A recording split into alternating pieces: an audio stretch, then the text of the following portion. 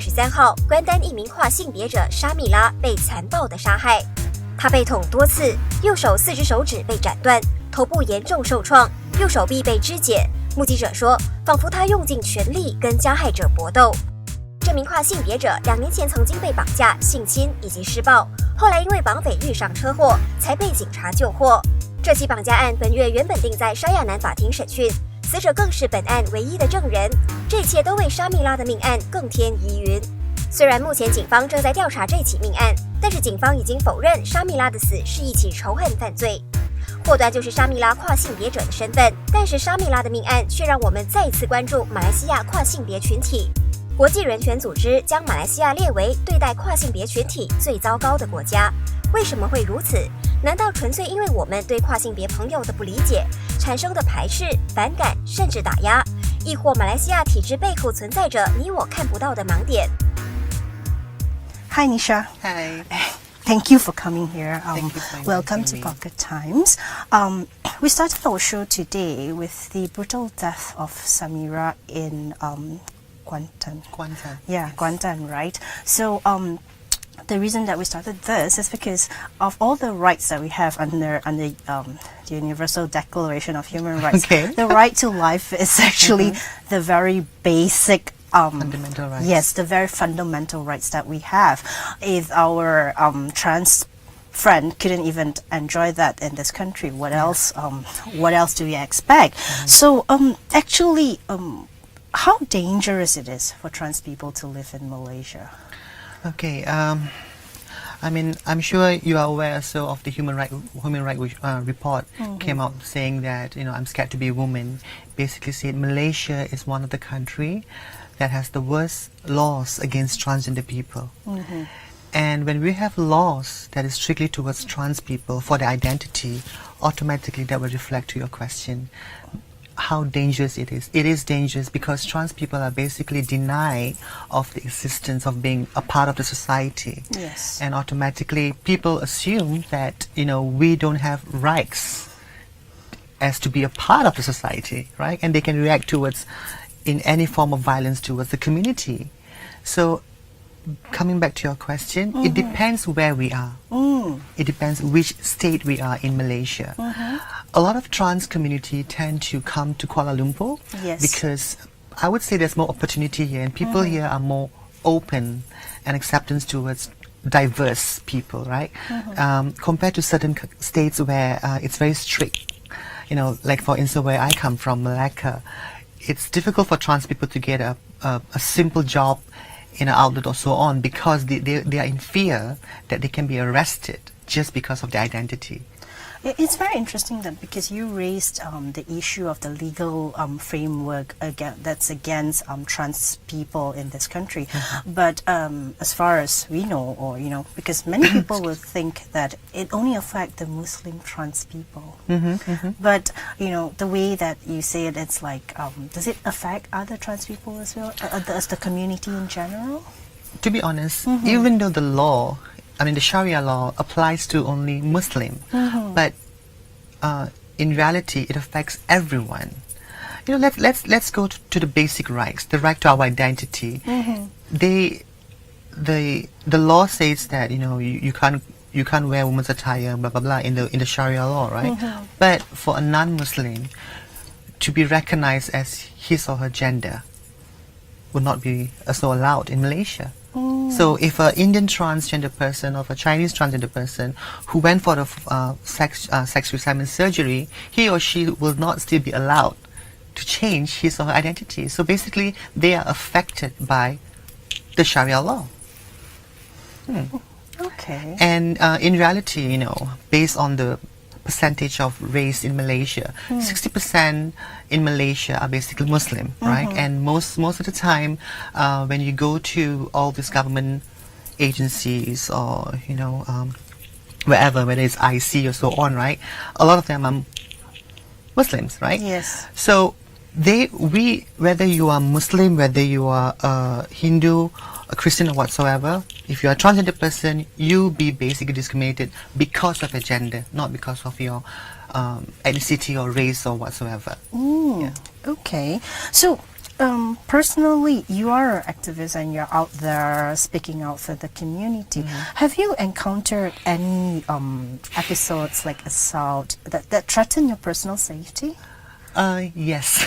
I mean, sadly, yes. It happened to me, I think, September 10, 2015. Oh. Yeah, it happened to me where I was basically attacked by 3 unknown persons. They basically waited for me down near my car. I was taking the flats, and they waited for me down there, and they assaulted me. Thank God my mom saw the whole incident. I mean, I wish she didn't, but because of her screaming from the 6th floor. Wow. Yeah, she was screaming out loud. She was really screaming out loud from the, and those people basically didn't manage to, because I still remember the words that the guy mentioned. He was saying it in Tamil. I do understand Tamil too. So he was saying, today's your last day. And he was holding the rod and everything. I got a big cut on my thighs here. It's a mark that I can never forget. And I'm not saying that I'm happy that the incident happened, but it made me realize that, when we become an advocate or an activist, we need to be cautious of certain things where people would tend to use violence and attack against you. And being an advocate at the same time, I need to think about my own security too. So, yeah. Okay, it's like it's sort of like a targeted crime, right? Actually, what do you think is the biggest threat to personal safety of trans people in Malaysia? For me, honestly, the biggest threat is when we have religious people, when we have certain politicians and certain mainstream media giving out hate messages to the society at large. When we have people saying that trans people are deviant, LGBT people are in the wrong path, and all those negative messages towards the society out there, what happens? They are basically encouraging hatred, violence from the society out there towards the minorities. And this is what is happening till today. We are always being seen as a community that is the biggest threat to Malaysia. It's as if our existence would ruin the whole nation. But to be honest, if you look at the community, we are not the issue. We do not create any problem to the society. It's vice versa, So, yeah. Why do you think, you mentioned religious authority? Okay. Yeah, why do you think the trans community, the transgender community is actually being targeted by this community? And has it actually been better by the religious authority? Has things been better? No, to be honest, no. They started with a rehabilitation campaign towards trans people, where they have this debate that trans is something that is nurtured, right?